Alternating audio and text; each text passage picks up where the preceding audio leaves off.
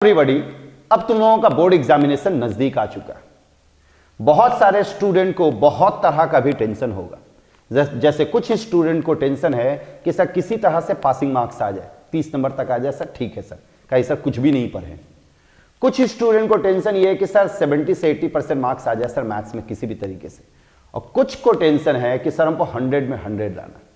तो ये वीडियो हर एक स्टूडेंट के लिए बहुत इंपॉर्टेंट है। इसमें हम डिस्कस करेंगे कि क्या स्टूडेंट का स्ट्रैटेजी होना चाहिए, हर जोन के स्टूडेंट को। जिसको पास होना है उसका क्या स्ट्रैटेजी होना चाहिए, जिसको 70 और 80% के बीच में लाना है उसका क्या स्ट्रैटेजी होना चाहिए, और जिसको 100 में 100 लाना है उसका क्या स्ट्रैटेजी होना चाहिए। तो सबसे पहले हम ये बताने जा रहे हैं कि 0 से 37 मतलब 37 मार्क्स हम कैसे ला सकते हैं आसानी से। 80 नंबर का पेपर होता है, उसमें 37 मार्क्स हम आसानी से कैसे ला सकते हैं। कम एफर्ट में 37 मार्क्स आप आसानी से ला सकते हैं। उसके लिए 4 चैप्टर बहुत इंपॉर्टेंट है, याद रखें 4 चैप्टर बहुत ज्यादा इंपॉर्टेंट है। इंपॉर्टेंट चैप्टर है relation and function. Relation function से आपका 8 नंबर का क्वेश्चन पूछा जाता है और मैट्रिसेस और डिटरमिनेंट से 10। रिलेशन फंक्शन से आपका 8 नंबर का क्वेश्चन पूछा जाता है, 8 नंबर का क्वेश्चन, जिसमें एक एमसीक्यू, एक 2 मार्क्स का क्वेश्चन और एक 5 मार्क्स का क्वेश्चन। और ये 8 नंबर ऐसा है जो आप आसानी से निकाल सकते हैं एग्जाम में, कम एफर्ट में निकाल सकते हैं। 5 नंबर का क्वेश्चन रिलेशन से ही पूछा जाता है और वो 5 से 6 क्वेश्चन से ही पूछा जाता है। अगर वो 5-6 क्वेश्चन रिलेशन का अच्छे से आप करके चले जाते हैं तो 5 मार्क्स आपका कंफर्म हो जाएगा, और 2 मार्क्स और 1 मार्क्स का भी क्वेश्चन आसानी से आप कर सकते हैं।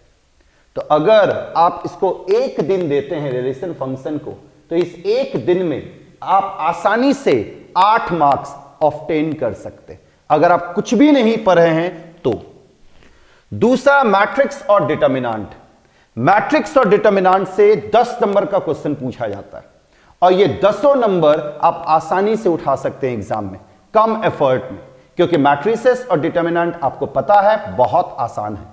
मैट्रिसेस अगर आप आसानी से कर सकते हैं, मैट्रिसेस कम समय में आप पूरा का पूरा 10 मार्क्स उठा सकते हैं। मैट्रिसेस से एडजॉइंट का प्रॉपर्टीज, इनवर्स का प्रॉपर्टीज, ट्रांसपोज का प्रॉपर्टीज और डिटरमिनेंट में एरिया निकालने का तरीका, इससे आपका 5 नंबर का क्वेश्चन पकड़ा जाएगा इत्मीनान से।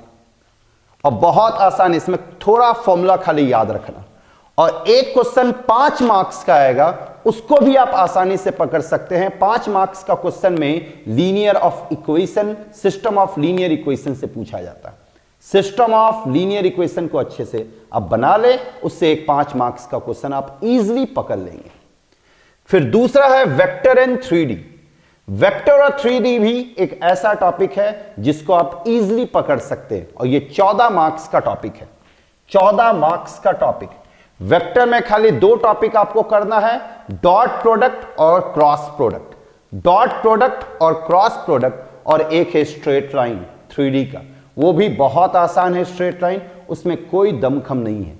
अगर आप 1 से 2 दिन अगर आप देते हैं वेक्टर और 3D को, तो आप आसानी से 14 मार्क्स पकड़ सकते हैं। ये 14 मार्क्स इजीली आप उठा सकते हैं। चौथा टॉपिक है linear programming. Linear programming hardly 2 घंटे का टॉपिक है, और लीनियर प्रोग्रामिंग से आपका 5 नंबर का क्वेश्चन पूछा जाता है। एक ग्राफिकल मेथड से पूछा जाएगा और एक रटा रटाया पूछा जाएगा 2 नंबर का ऑब्जेक्टिव से।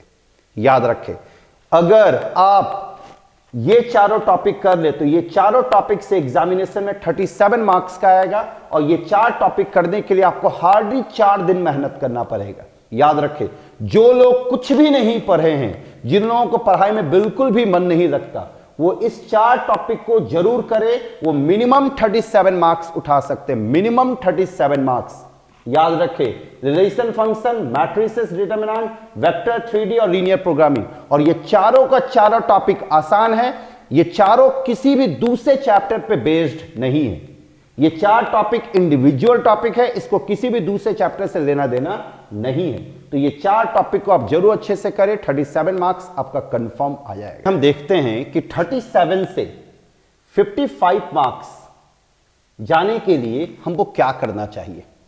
37 तक आने के लिए 4 चैप्टर इंपॉर्टेंट है, जो कि उन लोगों के लिए है जिन लोगों को बहुत दिक्कत है पढ़ने में, जो लोग कुछ भी नहीं पढ़े हैं, वो 4 चैप्टर कर लीजिए, 37 में आप पहुंच जाएंगे।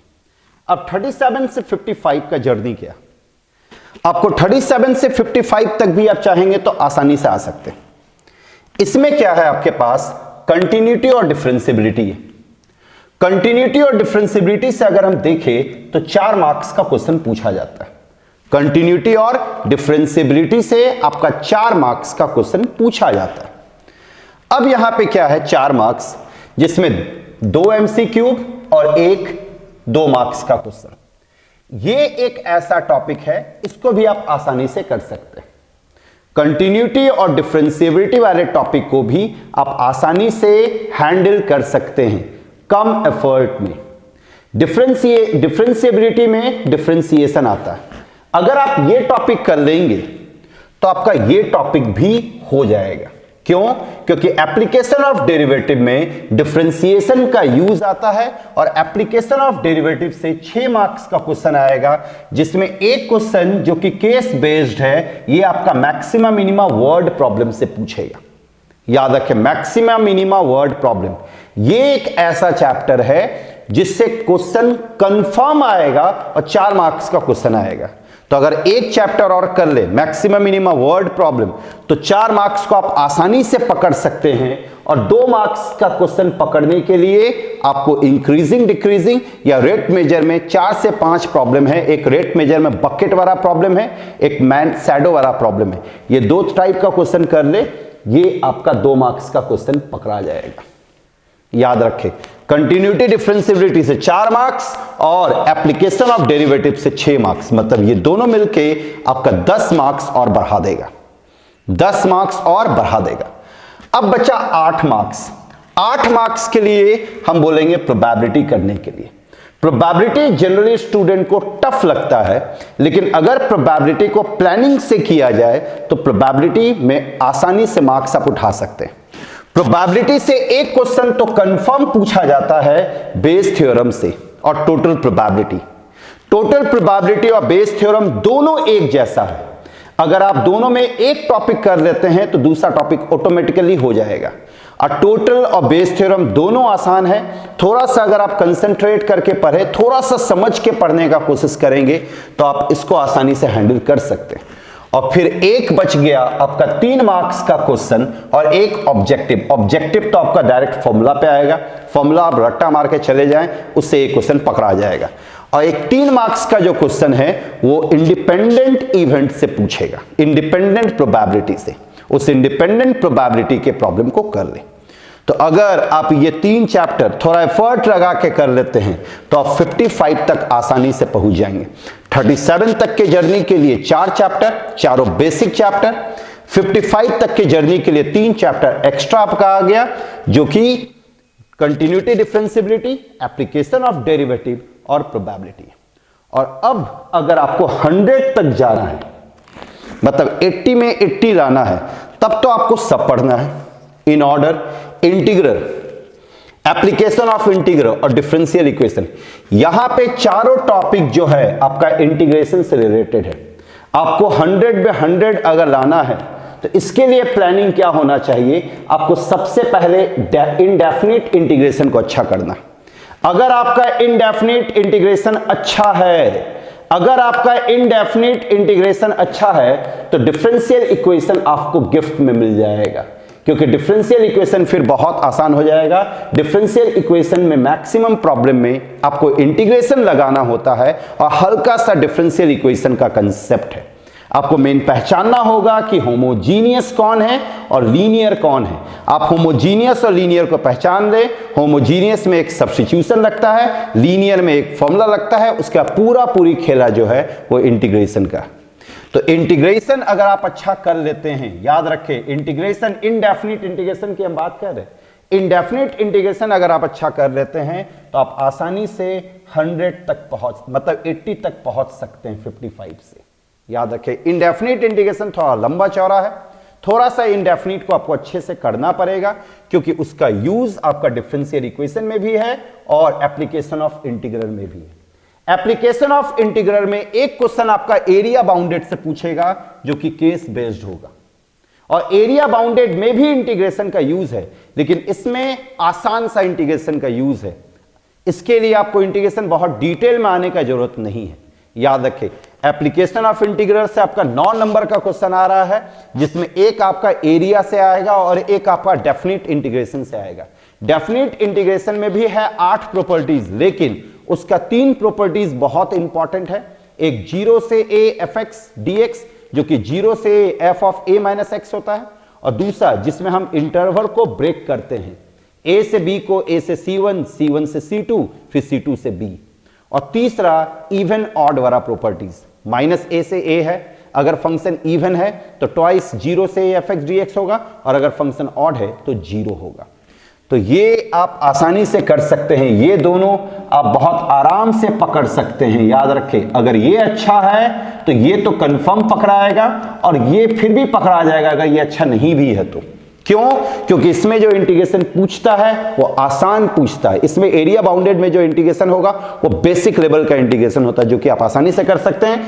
इसके लिए इंडेफिनिट में बहुत अच्छा होना बहुत जरूरी नहीं है, लेकिन अगर 100 का जर्नी आपको पूरा करना है, मतलब 80 का जर्नी अगर आपको पूरा करना है, तो इंडेफिनिट इंटीग्रेशन आपको अच्छा करना ही पड़ेगा, कोई उपाय नहीं है। तो ये था इस वीडियो में तुम लोगों से हम डिस्कस किए कि 0 से 37 मतलब 37 तक कैसे पहुंचना है, ये बहुत इंपॉर्टेंट है। 37 तक कैसे पहुंचना है, फिर 37 से 55 एंड देन 55 से 100, और यही आपका स्ट्रैटेजी होना चाहिए। जिस तरह से हम यहाँ पे लेक्चर वाइज दिए हैं, मतलब पहले 37 के लिए कौन सा करना चाहिए, फिर 37 से 55 के लिए, फिर 55 से 100 के लिए, इसी तरीके से आपको अपना प्लानिंग भी करना चाहिए मैथ्स से रिलेटेड। जो भी आप मैथ्स में जो भी मार्क्स के लिए आप सोच रहे हैं, इसी के अकॉर्डिंग प्लानिंग करें। थोड़ा सा सूझबूझ से, थोड़ा सा प्लानिंग से अगर आप काम करेंगे तो आप अच्छा मार्क्स ले आएंगे एग्जामिनेशन में। जय Hind, thank you very much.